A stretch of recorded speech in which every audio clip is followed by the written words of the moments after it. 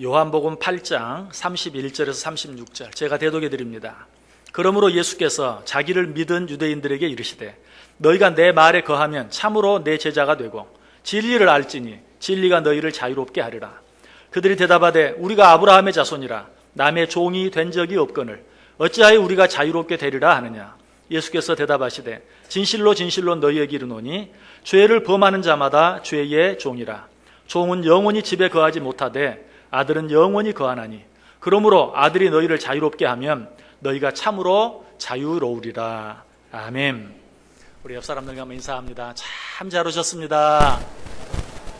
큰 은혜 받으시기 바랍니다. 여러분 정말 잘 오셨습니다. 오늘도 큰 은혜가 여러분 모두 위에 넘치시기를 주님의 이름으로 간절히 축원합니다. 요즘에 보니까 저만 모르고 다 아는 인사법이 하나 있더라고요. 그게 어떤 인사인 줄 아세요? 웃으시는 분들은 다 아시는 분들이, 저는 이게 뭔지 몰랐어요. 옛날에는 사랑합니다 이렇게 했는데 이게 참 크고 복잡했던 모양이 이제는 아주 조그맣게 우리 한번 해보겠습니다. 옆 사람에게 사랑합니다, 사랑합니다. 좀 사랑이 너무 적은 것 같아요. 좀 쫌스럽기도 한 것 같고 하지만 정말 애교 있게 사랑을 표현하는 방법일 것 같습니다. 자주 더 많이 남편에게, 아내에게, 자녀들에게, 부모들에게, 또 성도들에게 사랑을 표현하며 살 수 있기를 바랍니다.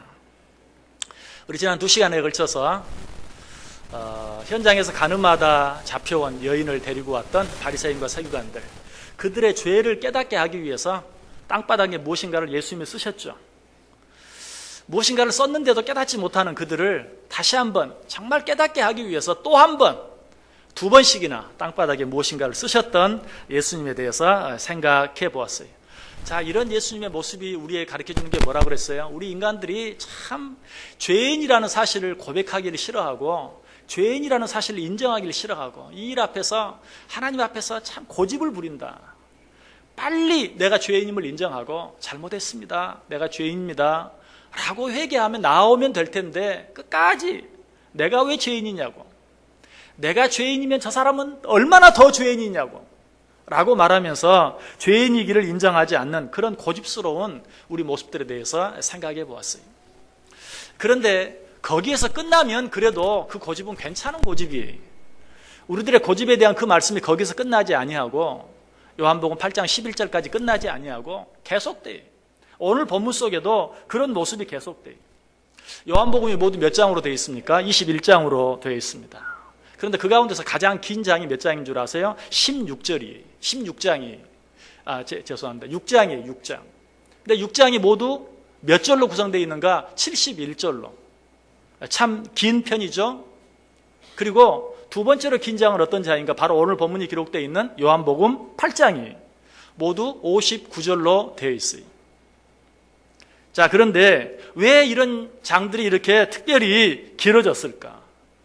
하나님께서는 어떻게 해서든지 예수님을 통해서 우리의 죄를 깨닫게 하고 그 죄를 회개시키기 위해서 말씀하시고 또 말씀하시는데 우리 인간들은 그럼에도 불구하고 끝까지 내 죄를 인정하지 아니하고 부인하고 회개하지 않는 그런 인간의 고집 때문에 이처럼 요한복음 6장과 요한복음 8장이 길어졌어요. 아니, 이것은 하나의 예이고 성경 전체가 이렇게 두꺼워진 이유가 바로 그것 때문이에요. 우리 인간의 죄, 분명히 죄를 짓고도 아니 죄인 줄 알면서도 인정하지 않고 고백하지 않고 회개하지 않는 그런 모습 때문에 성경책이 이렇게 두꺼워질 수밖에 없었다는 것입니다. 자, 그런데 성경 전체를 다 설명할 수는 없고 특별히 우리 인간의 죄 때문에, 우리 인간의 고집 때문에 길어진 이 요한복음 6장과 8장의 내용을 다시 한번 생각해 보면 요한복음 6장에는 어떤 내용이 나옵니까? 예수님께서 물고기 2마리와 보리떡 5개로 5,000명을 먹이고도 12광주리가 남는 오병이어의 사건이 나와 있어요. 그리고 나서는 계속해서 예수님께서 무리를 걷는, 베드로 잠깐이었지만 베드로에게도 무리를 걷게 하시는 그런 기적의 사건이 나오는 것을 보게 돼요. 자, 그리고 나서 예수님께서 뭘 얘기하십니까? 내가 생명의 떡이다. 이 떡을 받아 먹으면 너희가 영생하리라. 그러나 이 떡을 받아 먹지 아니하면 너희는 다 죽을 수밖에 없다라고 이야기. 자, 여러분 같으면 어떻게 하시겠어요? 오병이어의 기적을 행하셨어요. 예수님이 직접 무리를 걸으셨어요. 그리고 나서 내가 생명의 떡이다. 이 떡을 먹는 자는 영원히 살리라. 생명의 떡인 나를 믿으라. 여러분 어떻게 하겠어요? 아멘 하시겠어요? 하지 않겠어요? 저 같으면 그 정도 되면 할 것 같아요. 오병이어의 기적을 봤는데 예수님이 무리로 걸어오시는 모습을 내 앞에서 보여주셨는데 믿습니다. 무조건 믿습니다. 그렇게 했을 것 같아요. 그런데 요한복음 6장에 나오는 사람들은 어떻게 했습니까? 그렇지 않았어요. 요한복음 6장 60절에 보면 제자 중 여럿이 듣고 말하되 이 말씀은 어렵도다. 누가 들을 수 있느냐? 어렵죠. 어려운 거 사실이에요. 내가 생명의 떡이다. 나를 먹어라. 먹으면 영생할 것이다. 어려워요. 어려운 게 사실이. 그래도 우리 인간으로서는 도무지 이해할 수 없는 오병이어의 기적을 보았어요. 예수님이 무리를 걸으시는 모습을 보았어요. 그러면 어때요? 정말 어렵습니다. 이해가 안 됩니다. 그래도 믿겠습니다. 왜? 예수님이 행하시는 그 놀라운 일, 도무지 이해가 안 되는 일을 행하시는 예수님을 내가 보았기 때문에. 그런데 이 사람들은 끝까지 모르겠습니다. 도대체 무슨 말인지 이해가 안 됩니다 라고 말하는 것을 봐요. 거기서 끝납니까? 아니, 요한복음 6장 66절에 보면 그때부터 그의 제자 중에서 많은 사람이 떠나가고 다시 그와 함께 다니지 아니하더라. 모르겠습니다. 한 번만 더 설명해 주십시오. 이것도 아니. 나 저 사람하고 더 이상 못 다니겠다. 도대체 무슨 말인지 말도 안 되는 소리만 하고 더 이상 같이 못 다니겠다. 예수님을 떠나버리고 마는 그런 모습을 보게 돼요. 얼마나 교만합니까? 얼마나 교만해요. 이것이 바로 우리 인간들의 모습이라는 것이. 예수님께서는 보여줄 만큼 보여주셨어요. 그리고 말로 설명할 수 있는 것들 설명해 주셨어요. 그래도 이해하지 못하고 깨닫지 못해요. 자, 오늘 본문 8장은 어떻습니까? 현장에서 가늠하다 잡힌 여인의 사건이죠. 그 사건의 주제가 뭐라고 그랬어요? 지금까지 3번에 걸쳐 생각해 본 것처럼 너희 가운데 죄 없는 자가 먼저 쳐라. 무슨 말이라고 그랬어요? 너희 가운데 죄 없는 자는 없다. 너희 가운데 저 여인을 정죄하여 돌로 칠 만한 자격을 가진 사람은 아무도 없다. 그러니 너희들도 너희가 죄인임을 인정해라. 그것이 바로 예수님께서 땅바닥에 2번씩이나 무엇을 쓰신 이유였어요. 그리고 나서 예수님께서 무엇에 대해 말씀하십니까? 아까 6장에서는 내가 생명의 떡이다. 그런데 요한복음 8장에서는 내가 세상의 빛이다 라고 말씀하시는 것이. 자, 이때는 어떻습니까? 예수님께서 그들의 죄목을 다 낱낱이 쓰셨다고 그랬어요. 너는 언제 어디서 누구와 어떤 죄를 지었어. 우리의 모든 죄, 내 속으로 생각한 것까지 다 낱낱이 기록했어요. 자, 그 죄 앞에서 나는 세상의 빛이다 라고 말하면 그 말이 이해가 되든지 되지 않든지 나는 죄인입니다. 나는 정말 어둠의 자식입니다. 하나님 내 죄를 용서해 주옵소서 라고 그 앞에 엎드렸어야 해요. 그런데 어떻게 합니까? 자, 오늘 보면 끝부분 59절 보세요. 그들이 돌을 들어 치려 하거늘 예수께서 숨어 성전에서 나가시니라. 자기들이 얼마나 흉악한 죄인인가를 분명히 지적해 주시고 가르쳐 주시고 깨닫게 해 주셨는데도 거기에 대해서 항복하는 게 아니라 오히려 돌을 들어서 예수님을 쳐 죽이려고 하는. 여러분, 이런 일들은 우리가 TV를 통해서 실제 사건을 통해서 또 드라마들을 통해서도 많이 보게 되죠. 사람들이 처음에는 자기 죄를 감춰보려고 그래요. 어떤 방법으로도 숨기려고 막 뇌물을 주고 입만 닫아주면 내가 네 인생을 책임져 주겠다, 네 자녀들을 책임져 주겠다 하면서 자기 죄를 가려보려고 애를 써요. 그러다가 결국은 방법이 없어지면 어떻게 합니까? 죽이죠. 지금 사람들이 그렇게 하고 있어요. 예수님이 그들의 죄를 지적하니까 처음에는 그냥 부인한 척하고 아이고 모르겠다 무슨 말인지 하고 그냥 등돌아 떠나버렸어요. 그러나 거기서 끝나지 않아요. 끝까지 자기들의 죄를 추구하니까 내가 세상의 빛이다, 빛으로 나아오라 라고 말하니까 이제는 어때요? 돌을 들어서 예수님을 쳐 죽이려고 하는 것이. 여러분, 이들이 이렇게 하는 이유가 무엇입니까? 예수님께서 설명을 잘 못하시고 그래서 그 예수님이 하시는 그 설명을 이해하지 못하기 때문입니까? 아니, 예수님께서는 설명하시기 전에 이미 다 보여주셨어요. 그냥 눈으로 보면 알 수 있도록 다 보여주셨어요. 오병이의 기적도 행하시고 무리를 걸어오기도 하시고 그들이 마음속 생각으로 지은 죄까지도 자기들도 이미 잊어버린 죄까지도 다 생각나게 하시고 깨닫게 하셔서 정말 그들이 죄인인 것을 이미 알게 해주셨어요. 그럼에도 불구하고 어때요? 그들은 난 모르겠습니다. 나 다 생각도 안 나고 다 잊어버렸고 나는 당신이 지금 무슨 말을 하는지 이해가 되지 않습니다. 끝까지 제발 내 머리로 이해할 수 있도록 설명해달라고. 그러기 전까지는 내가 당신을 믿지 않겠노라고. 그러기 전까지는 내가 죄인이라고 고백하지 않겠노라고 고집을 부리기 때문이. 이해하지 못해서가 아니에요. 여러분, 우리가 하나님의 놀라운 은혜와 축복을 지금 받아 누리지 못하는 이유가 무엇입니까? 제가 설교를 잘못하긴 하지만 그러나 그건 핑계예요. 하나님 앞에 납작 엎드리지 않기 때문에 그래요. 여러분, 이 사실은 수가성 여인, 그리고 오늘 본문 요한복음 8장에 나오는 현장에서 간음하다 잡혀온 여인들을 보면 알아요.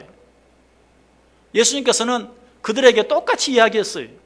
그런데도 수가성 여인은 어때요? 사실 인간적으로는 도무지 이해할 수 없는 이 물을 마시는 자는 내 배에서 생수의 강이 흘러나와서 다시는 물길로 이곳으로 오지 않을 것이다. 이해가 됩니까? 무슨 말이에요 도대체? 내가 주는 물을 한 번 마시면 영원히 목마르지 않다니. 그래도 이 수가성 여인은 어때요? 주여, 나는 죄인입니다 라고 고백함으로 말미암아서 구원의 기쁨을 누렸어요. 오늘 현장에서 간음하다 잡혀온 여인도 어땠어요? 예수님이 하시는 말씀 그도 이해할 수 없어요. 그러나 그는 자기가 죄인이라는 것 알았어요. 모든 사람들 다 떠나갔고 자기도 떠나갈 수 있었지만 떠나가지 않았어요. 그리고 나서 예수님을 향해 뭐라고 말해요? 주여!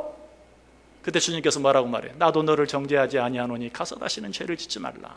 죄의 용서함과 구원의 은혜와 구원의 축복을 받는 것을 보아요.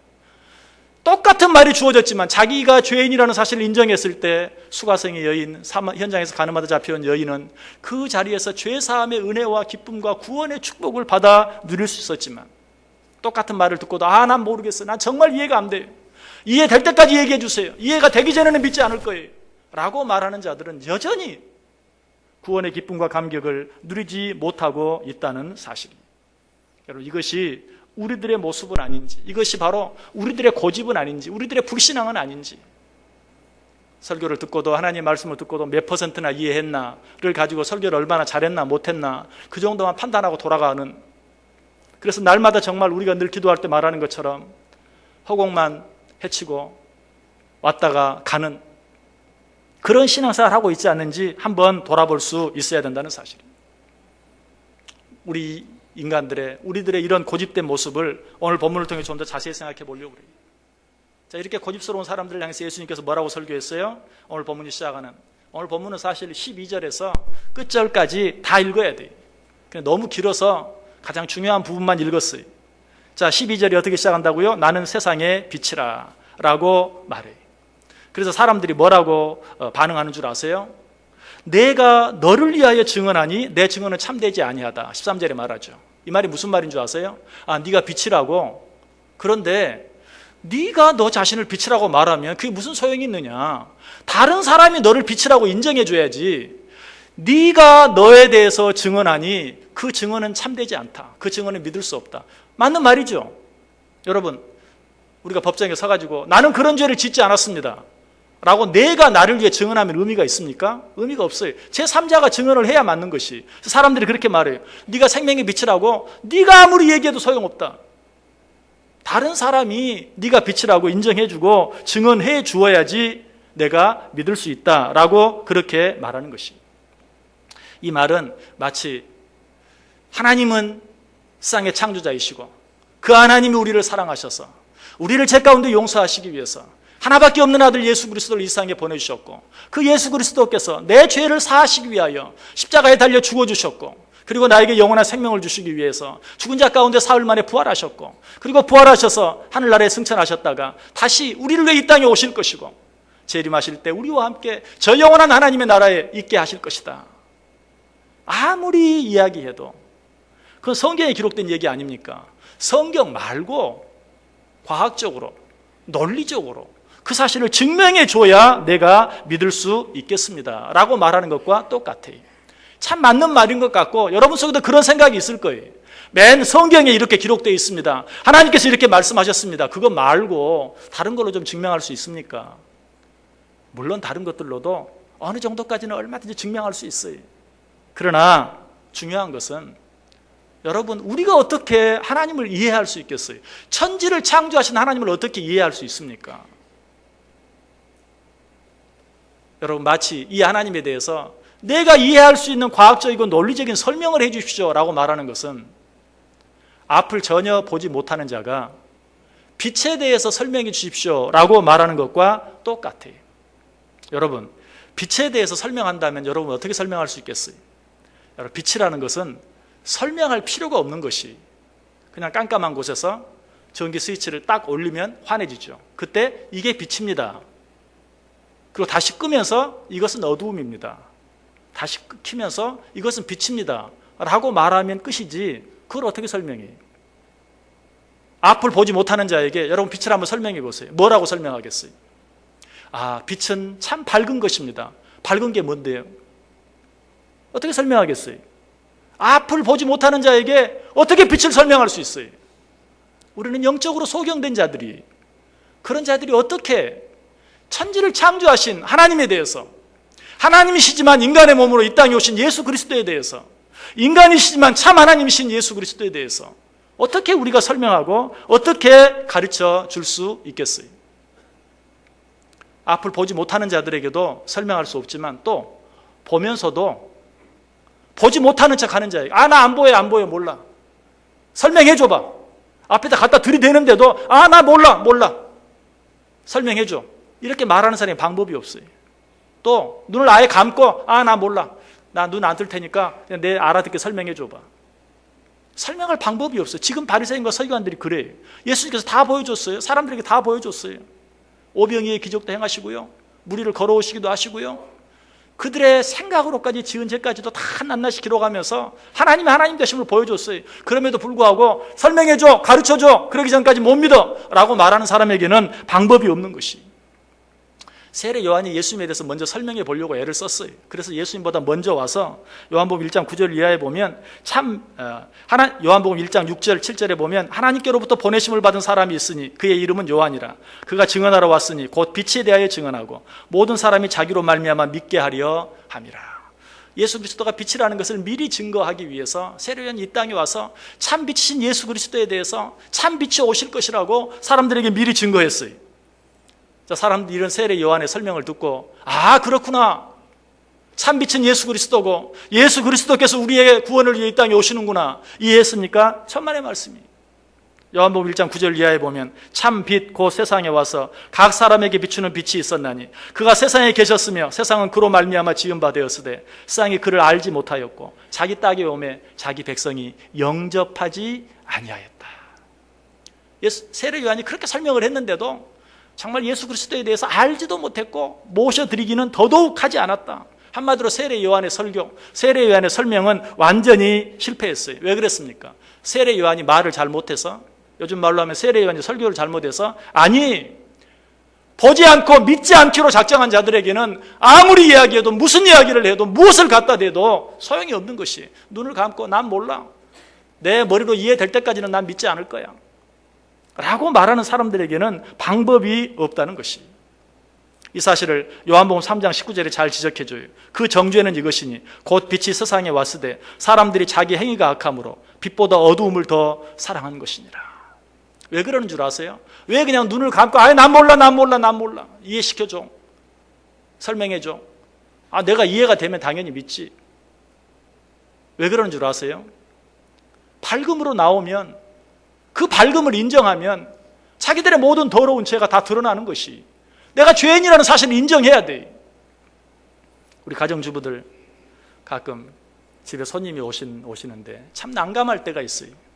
언제 그런 줄 아세요? 갑자기 얼마나 해가 그냥 밝게 비쳐 들어오는지, 나름대로 손님 온다고 청소도 다 해놨는데 먼지가 막 보이는 거예요. 나름대로 내가 할 만큼 다 했어요. 깨끗하게 했어요. 그런데 그 햇빛에 그냥 먼지가 다 보이면 얼마나 난감합니까? 참 이러지도 못하고 저러지도 못하고. 바로 그와 같은 것이, 빛이 보여요. 그런데 그 빛을 인정하면 내 죄를 인정해야 돼. 내가 죄인이라고 고백해야 돼. 그래서 어린아이들도 막 자려고 불을 껐는데 엄마 아빠 갑자기 무슨 할 일이 있어서 전등불을 탁 켜면 어때? 맛이 하면서 그냥 이불 속으로 막 숨어요. 왜? 밝음이 싫어요. 그냥 밝음은 그냥 눈이 부시고, 그래서 그 밝음 속에 그대로 내버 있는 것에 눈을 감아버리고 이불 속으로 아예 숨어버리는 것이, 그리고 화를 내는 것이, 이것이 바로 오늘 우리들의 모습이라는 것이. 애써서 알려고 하지도 않고 또 아는데도 인정하려고 하지 않는 이런 자들에게 참 빛으로 이 땅에 오신 예수 그리스도를 설명하는 것은 불가능해요. 제가 요한복음을 처음 시작하면서 여러분에게 수수께끼를 낸 적이 있어요. 어떤 수수께끼였습니까? 보는 사람과 보지 못하는 사람이 싸우면 누가 이기느냐? 보지 못하는 사람이 이긴다. 왜? 보이는 게 없으니까. 눈에 보이는 게 없으니까. 참 보지 못하시는 분들에게는 죄송한 말씀이 될 수도 있어요. 그런데 이 질문은 이런 질문과 똑같아요. 예수를 믿는 사람과 예수를 믿지 않는 사람이 싸우면 누가 이기느냐? 예수 믿지 않는 사람이 이기죠. 보이지 않는 것을 설명하려고 하는 사람과 보여주면 믿겠다고 하는 사람 앞에서 어떻게 이길 수 있겠어요? 어떻게 설명할 수 있겠어요? 여러분 가운데 아무리 말을 잘하는 사람이라 할지라도 그 사람과 싸워서 이길 수 있는 방법이 없어요. 또 한 가지 싸움이 있다면 부모와 자녀가 싸우면 누가 이깁니까? 여러분 답 모르십니까? 자식이 이길 부모 없다고 그러잖아요. 부모와 자식이 싸우면 누가 이겨요? 부모가 이겨요. 왜 그렇습니까? 부모의 마음을 어떻게 자식에게 설명해 줍니까? 자녀들은 설명해 주라는 거예요. 사랑하면 돈 줘. 근데 사랑은 하지만 줄 수는 없어. 그 거짓말입니까? 아니. 그런데 증명해 달라는 거예요. 자녀들은. 이 방법을 이길 수 없어요. 자녀가 뭘 하려고 해. 부모가 권면한 내가 너를 사랑해서 하는 말이야. 하지 마. 설명을 해달라는 거예요. 어떻게 설명해? 알긴 알지만 어떻게 설명합니까? 결국 부모가 지는 거예요. 여러분, 우리가 어떻게 보이지 않는 하나님을, 우리의 믿음을 설명할 수 있겠어요? 여러분 아직도 하나님을 이해하기를 원하십니까? 하나님의 말씀을 이해하기를 원하십니까? 그럴 수 없어요. 오직 믿음으로만 가능한 것이. 그래서 예수님께서도 너무 답답하셨던지 이렇게 말해요. 요한복음 3장 12절에 내가 땅의 일을 말하여도 너희가 믿지 아니하거든 하물며 하늘의 일을 말하면 어떻게 믿겠느냐. 이게 정답이에요. 여러분 똑같은 아무리 부모가 아무리 자녀라도 똑같은 인간 아니에요. 사람이 사람에게 사람의 일을 설명해도 이해를 못하고 믿지를 못하고 받아들이지를 않는데 어떻게 하나님에 관해서 하늘의 일에 대해서 천지를 창조하신 창조주 하나님에 대해서 우리 인간들에게 설명해 줄 수 있겠어요? 설명이 불가해요. 그럼에도 불구하고 고집스러운 인간들은 어떻게 해요? 설명해봐라. 이해시켜주면 믿겠다. 보여주면 믿겠다라고 그렇게 말하고 있는 것이 오늘 바리새인들도 그래. 우리에게 증거를 대주어 보아라. 네가 증거를 대면 내가 너를 믿겠다. 그래서 예수님께서도 너무 답답하시니까 17절 18절에 보니까 너희 율법에도 두 사람의 증언이 참되다 기록되었으니 내가 나를 위하여 증언하는 자가 되고 나를 보내신 아버지도 나를 위하여 증언하시느니라. 그래, 너희들 지금 내가 나를 증언하니까 못 믿는다고 했지. 내가 증인한 사람 세울게. 나를 보내신 아버지, 하늘에 계신 아버지가 나를 보내셨어. 그 하나님이 증인이야. 그러니 믿어. 여러분 예수님이 잘 말씀하셨어요? 여러분 마음이 막 더 답답해지지 않아요? 예수님이 직접 얘기해도 안 됐는데 네 입으로 스스로 그렇게 말하지 말고 네가 참 빛이라고 너를 증거해 줄 수 있는 사람 데려와봐 라고 말하는데 저 위에 계신 하나님이 그렇게 증거해. 설명이 됩니까? 더 설명이 안 돼. 더 답답해. 그런데 예수님께서는 그렇게 할 수밖에 없으니까. 여러분 부모가 자녀들에게 이야기합니다. 내가 너를 사랑해서 하는 말이야. 그럼 자녀들이 말합니다. 아까 말한 것처럼 한번 그 사랑을 증명해 줘봐. 아빠가 나를 사랑한다는 거 내가 어떻게 알아? 지금 아빠가 하는 말이 나를 위해서 하는 말이라고 내가 어떻게 믿어? 아빠가 이야기합니다. 내가 네 아빠잖아. 자식 입장에서 얼마나 답답해. 아빠가 나를 사랑하는 걸 증명해 보라는데 내가 네 아빠잖아. 엄마가 무슨 이야기를 합니다. 엄마가 나를 사랑해서 그렇게 얘기한다고 하는데 정말 엄마가 나를 사랑한다고 증명해 봐. 엄마가 말합니다. 내가 너 낳았잖아. 나 몰라. 엄마가 나 낳았는지 안 낳았는지. 요즘 아이들은 충분히 이렇게 질문할 만해. TV 한번 보세요. 진짜 아빠가 진짜 내 아빠인지 엄마가 진짜 내 엄마인지 이거 의심 안 하려고 안 할 수가 없어요. 무슨 엄마가 큰 소리만 한 번 하면 진짜 내 엄마 맞나? 아빠가 진짜 한 번만 매들었다 하면 당장 가서 고발해. 그리고 머리카락 2개 하나씩 뽑아가지고 유전자 검사 해봐야 돼. 그 사실이 무슨 증거가 돼? 내가 네 아빠잖아. 내가 너를 낳았어. 내 배 아파서 너를 낳았어. 소용없어요. 그건 설명할 수 있는 게 아니. 믿어주지 않으면 안 돼. 결국은 언제나 믿습니까? 그 부모 다 돌아가시고 난 다음에나 그것도 100%는 안 돼요. 끝까지 믿지 못해요. 끝까지 이해하지 못해요. 우리가 하나님 앞에서 그렇게 신앙생활을 한다는 것이.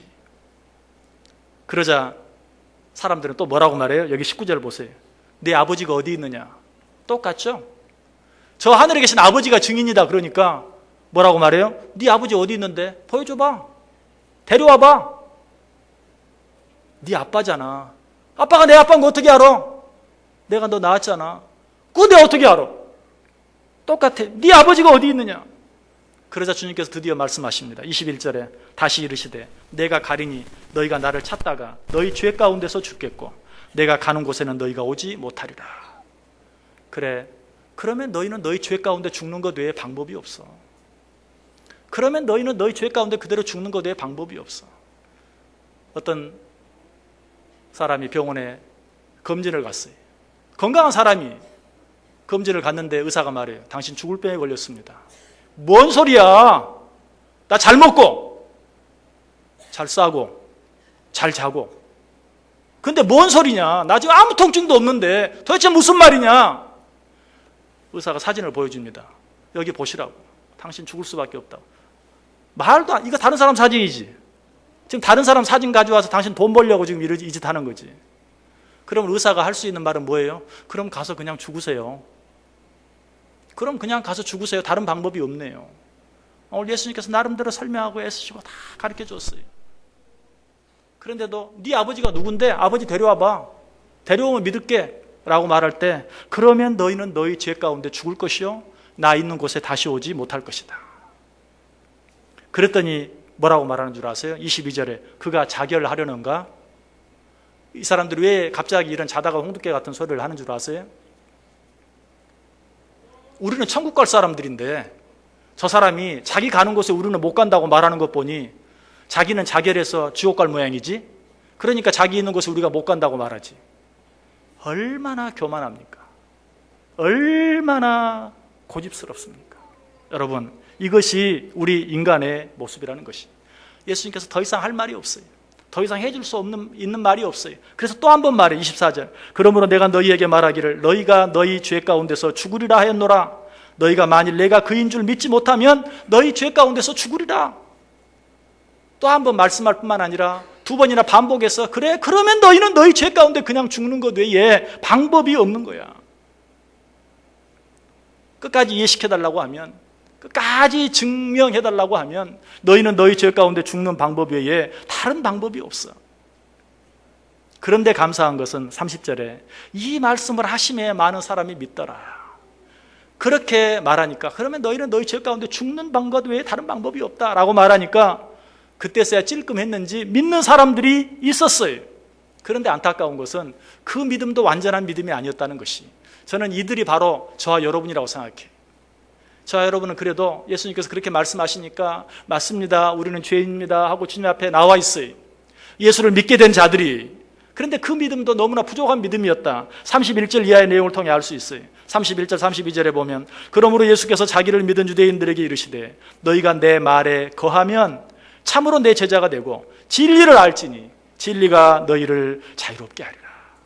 이건 뭘 말합니까? 너희가 내 말에 거하고 진리를 알면 진리가 너희를 자유롭게 할 것이다. 무슨 말이? 진정으로 예수 그리스도를 구주로 믿고 그 예수 그리스도 앞에 죄인으로 내 죄를 고백하고 자백할 뿐만 아니라 하나님께서 주시는 말씀이 나를 사랑해서 주시는 말씀인 줄 믿고 그 말씀 붙잡고 살아가면 너희에게 진정한 자유함이 있을 터인데 너희는 예수를 믿는다고 하면서도 아직도 하나님께서 우리에게 주신 말씀보다는 네 경험, 네 지혜, 네 논리, 세상의 방법, 세상의 경험들 의지하며 살고 있구나. 그래서 아직도 너희가 나를 믿으면서도 참 자유함을 얻지 못하는구나.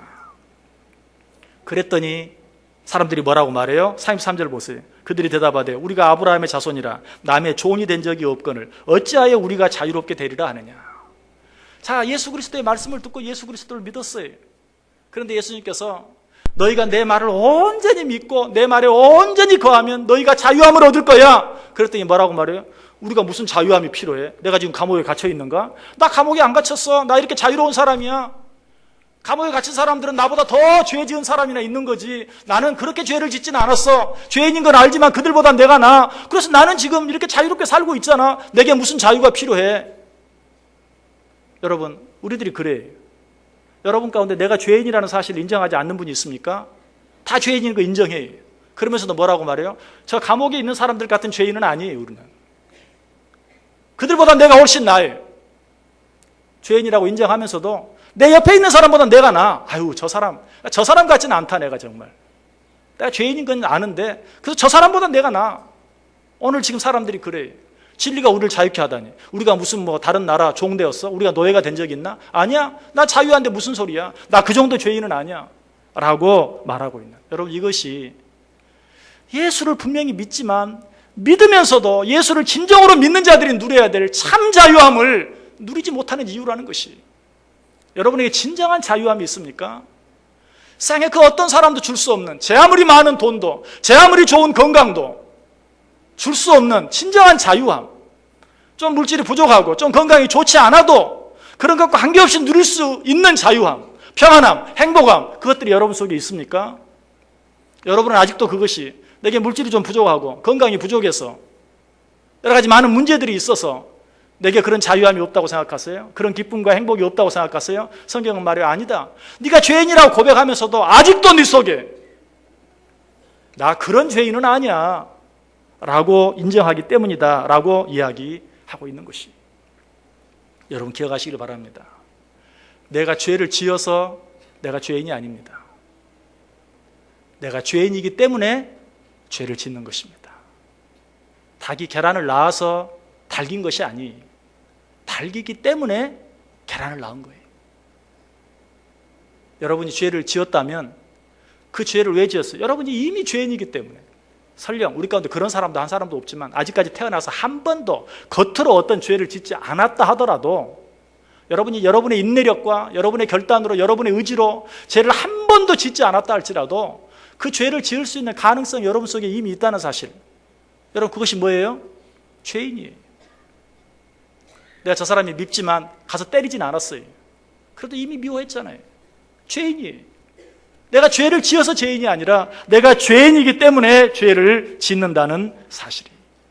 그래서 34절에서 예수님께서 그렇게 말해요. 예수께서 대답하시되 진실로 진실로 너희에게 이르노니 죄를 범하는 자마다 죄의 종이라. 죄인이라는 것을 인정하지만 죄의 종이라는 말을 그렇다고 죄가 내 주인이고 내가 죄의 종이고 그런 건 아니에요. 아니다. 죄를 범하는 자는 그것이 하나라도 아니 네 마음속으로 지은 죄라도 너는 이미 죄의 종이다. 다윗이 이 사실을 깨닫고 뭐라고 고백합니까? 시편 51편 5절에서 내가 죄악 중에서 출생하였으며 어머니가 죄 중에서 나를 잉태하였나이다. 나는 어머니 뱃속에서부터 죄인이었나이다.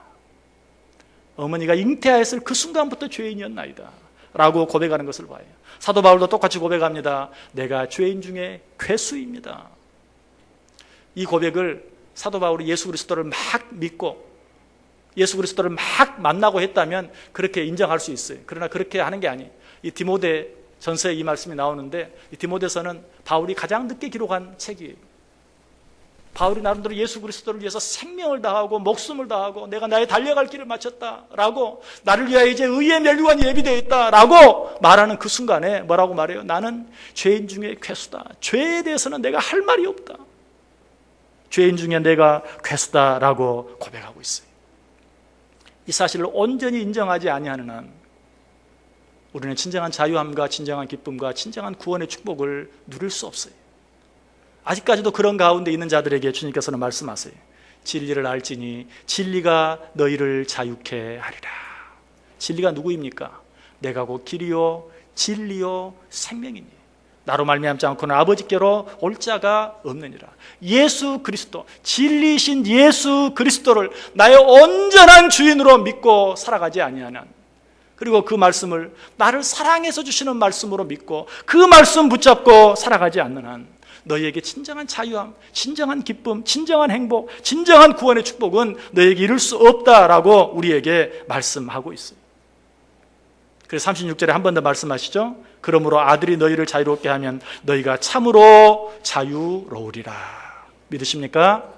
진리신 예수 그리스도를 온전히 나의 주인으로 믿고 그 앞에 온전히 항복함으로 진리가 우리를 진정으로 자유케 해주시는 은혜를 누리며 살아갈 수 있는 복된 인생들 되시기를 주님의 이름으로 간절히 축원합니다.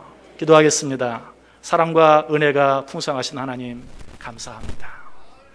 우리의 완악함을 아시고 말씀해 주시니 감사합니다. 우리는 죽을 수밖에 없는 죄인입니다. 죄인으로 태어났습니다. 죄인 중에 괴수입니다. 주여, 주님 밖에는 소망이 없음을 고백합니다. 주여, 이 시간 나의 온전한 주인 되어 주옵소서. 주님을 나의 주인으로 모시고 오직 주의 말씀 붙잡고 살아감으로 진리가 나를 자유케 하시는 그 진정한 자유함, 그 진정한 축복을, 그 진정한 행복을, 그 진정한 안식을 우리 주 예수 그리스도로 말미암아 누리며 살아가는 복된 인생들 되게 해 주옵소서. 예수님의 이름으로 기도드리옵나이다. 아멘.